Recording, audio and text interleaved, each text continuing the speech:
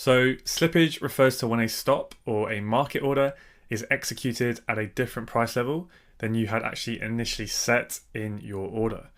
So what this means is that you can be entered into a position or maybe stopped out of a position at a worse price level than you had actually anticipated, but it can also work in your favor too. Say if you set a take profit order and then you can be slipped and stopped out of your position at a higher or better price level, I should say, than you had intended to for slightly more profit.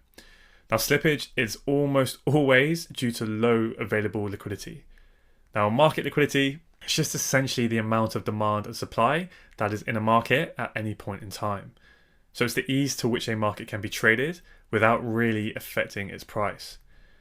So this diagram here, it basically illustrates what liquidity looks like in terms of an order book in the market.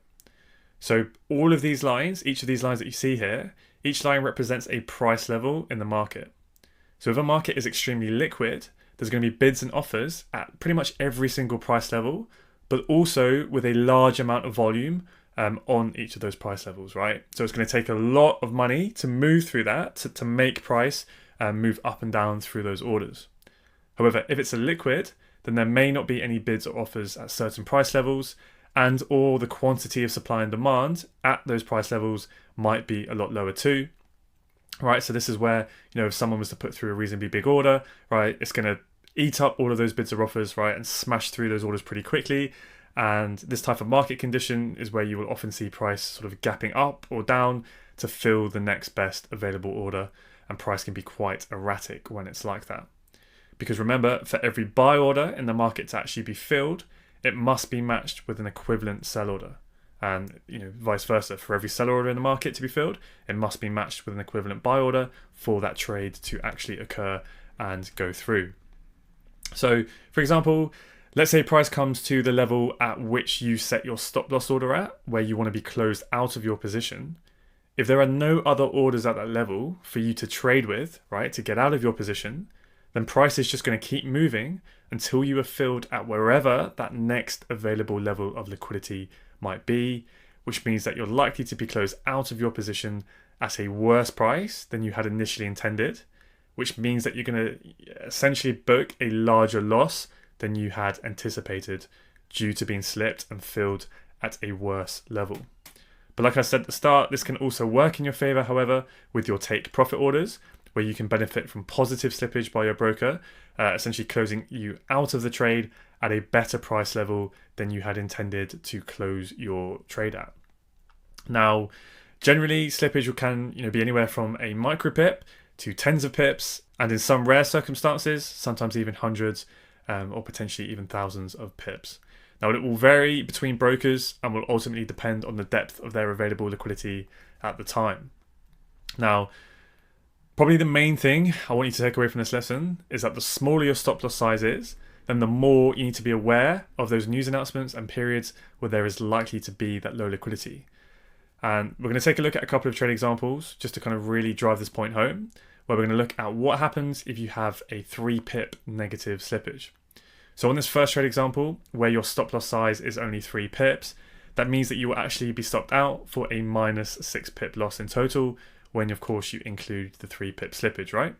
So a 6 pip loss is double what you had initially intended to risk, right? Because you only intended to obviously risk 3 pips.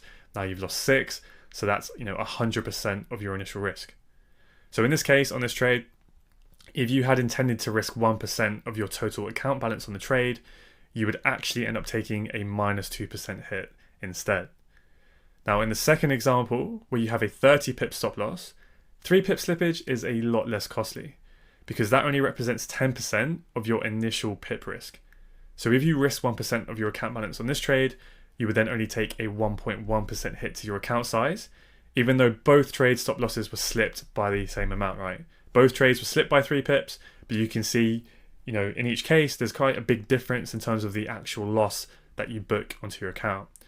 So, really bear this in mind if you are a trader who trades with relatively, small stop loss sizes, because slippage is going to be something, even more so than potentially other traders that you really, really need to pay, special and close attention to.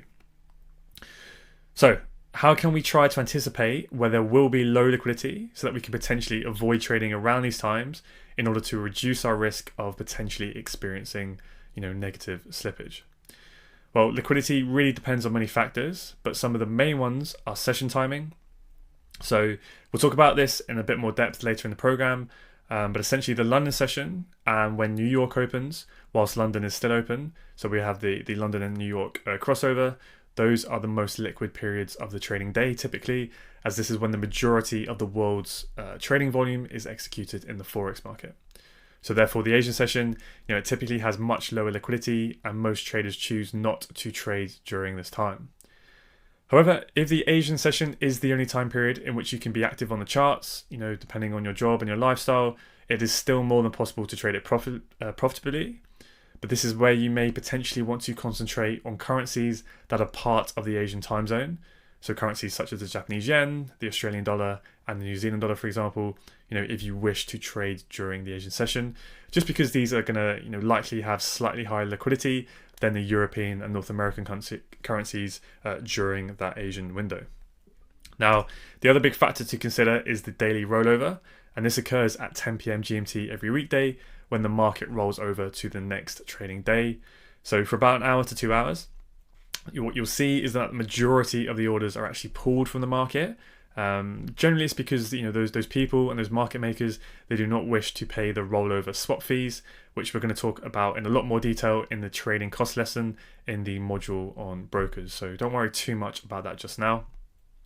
But yeah, the other sort of low liquidity period will obviously be on weekends, of course, when a lot of market participants will close out of trades, any trades that they're in, and they'll usually pull and cancel many resting orders that they may have before the market closes for the weekend, so that they remove their exposure, to any potential event risk that can happen over the weekend, so that they do not experience any potential heavy slippage. Sometimes if the market were to gap over the weekend when the market then reopens. It's pretty rare that it can do that, but this can obviously happen when there are big events such as elections, for example, or potentially anything unplanned could happen over the weekend. There's a natural disaster or something. Now, another main factor for when there can be low liquidity in the market is around news events, for pretty much the reasons we've just discussed. Market participants are going to pull their resting orders from the market until the news event has occurred, so that they remove their exposure to a potentially large market moving event. Now, most of these are planned events, which you can track in an economic news calendar, such as economic data releases, speeches by economists and politicians, as well as government elections. But like I was saying, there are also unplanned events that can hit the market without warning, such as natural disasters or just anything that can cause large economic shocks. So I'll show you where you can view these planned announcements in a second, but the main ones to keep an eye out for in terms of low liquidity and what tend to move the market the most are the central bank announcements. So this is where interest rate decisions are released, and these can often, but not always, have a pretty large impact on their initial announcement.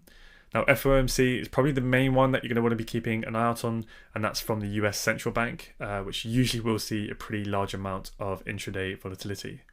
Now, the other main planned high impact news events are government elections, the inflation figures, so you'll often see these denoted as CPI, or the main ones are the CPI, and then your employment figures as well. So again, in brackets there we have NFP, which stands for non-farm payroll, and that is the American employment figures that are usually released on the first Friday of every month. And this also typically sees quite a large amount of intraday volatility. So yeah, do keep an eye on that. FOMC, the CPIs, and the NFP is probably one of the biggest sort of intraday movers as things stand with the current market conditions. Okay, so there are a few sort of economic news calendar websites that are really good that you can use, and I'll put a link to a few of them below in the notes below the video. The Forex Factory is probably the most common one. It's the one that I typically tend to use. It's just pretty useful and keeps things pretty easy. So this may be how it looks the first time you ever jump on it, and it essentially shows the daily view, and it just shows all of the news announcements for sort of the major currencies of the day. So what it will just show you is obviously the date, the time of the news, the currency that it's most likely to impact, and then here you kind of have this color coding system. So yellow for being sort of what's expected to be low impact, right? Obviously you never really know. It's not as simple as just yellow, orange, and red, that's going to have a certain amount of impact on the currency. It's going to depend on so many different fundamental factors. But this is a pretty good, accurate guide, kind of rough guide of generally how big these kind of events tend to be. So yellow being the least, obviously orange being the medium, and then red being kind of those real high impact, bigger movements. So that's kind of a bit more of a simple color code there for what you can expect in terms of sort of intraday volatility. And then obviously you have the description of what the news release is. And if you want a bit more detail, you can just click into here, and then you can literally go in, you can read all about it. It's kind of more what you'd be doing if you're kind of really that macro trader.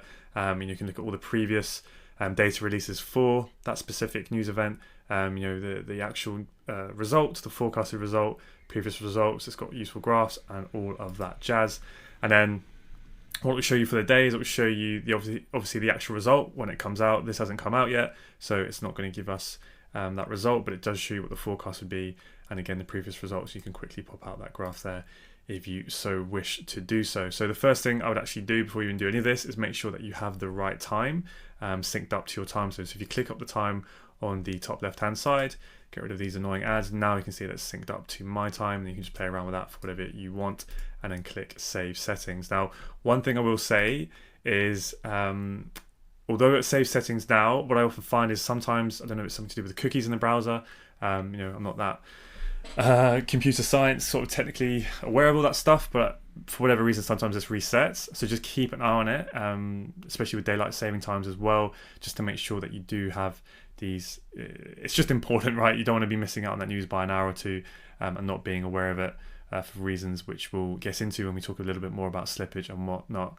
But yeah, so once you've got your time zone set up, the kind of another way you can view it is for the week, which is also pretty good. So on the weekend, on Sunday, when I'm doing my watches for the week ahead, I will have a quick scan to see kind of what are the big market moving potential events of the week ahead that affects the currency pair or pairs that I'm looking at to trade. Now, one thing you can do is you can actually use this filter, and you may want to get rid of sort of the low impact news events, or potentially even the medium as well, but I prefer to keep that on. I'll typically just get rid of the low impact ones, and then the grey one here, that is just for bank holidays, so that can also be useful, just because if there's a US bank holiday, then typically there's a lot lower volume in the markets, for instance, like that.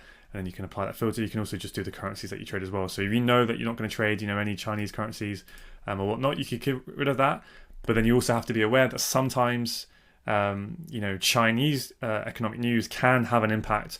For instance, if you're trading the Australian dollar currency, Chinese economic releases can have quite a bit of an impact at times on that currency, as obviously they're quite heavily connected as trade partners, right? So it's better, I believe, just to keep that off. If you are really going to filter anything, probably just take off low impact and potentially medium as well if you wish to do so. But yeah, personally, I'd rather just kind of keep an eye out on all of them.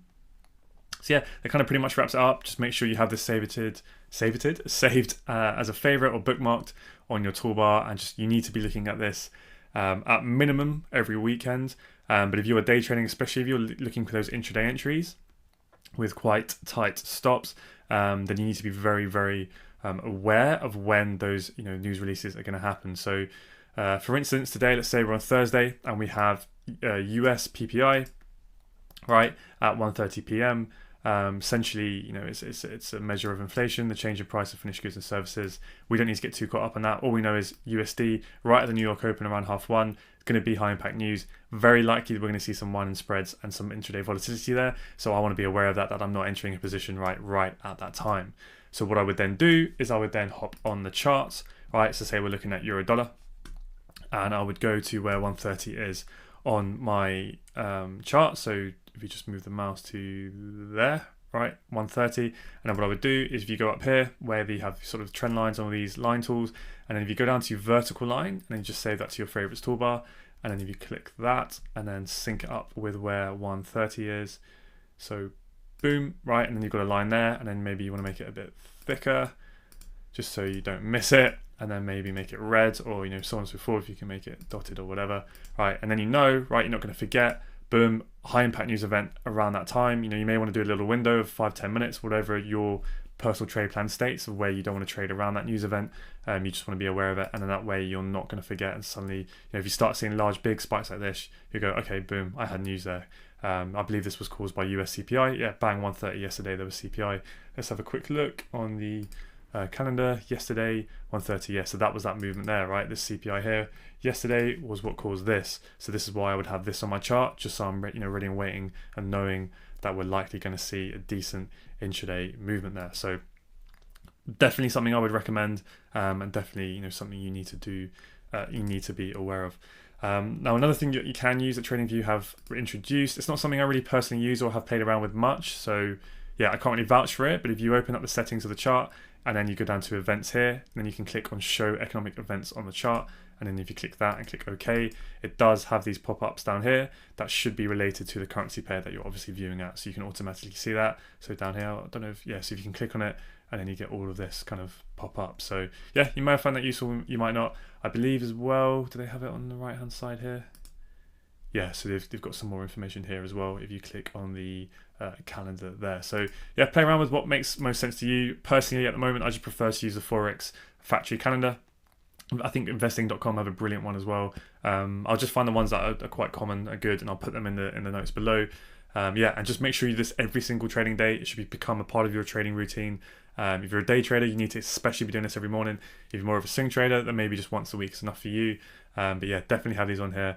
And then you want to just, yeah, more than be aware of that, or you can really find yourself in some tricky situations at times. So yeah, that wraps it up on news and slippage. Slippage is something that can be extremely painful when you are trading on such tight margins, with tiny stops. If you're in with 2, 3, 4 pips, then you can very, very easily, especially even during CPI like this, when there's those low levels of liquidity during those kind of events, then yeah, it's pretty easy to take a sizable hit. Now, on days when we have NFP and things like FOMC, and we have those big interest rate decisions from the Fed, you can see multiple 100 pips movement that go on for days. But yeah, during those news events, you can really get whipped about. So it's just not worth trading. Don't forget to do this every single day and make sure they're on your charts, and it will save you a potential headache.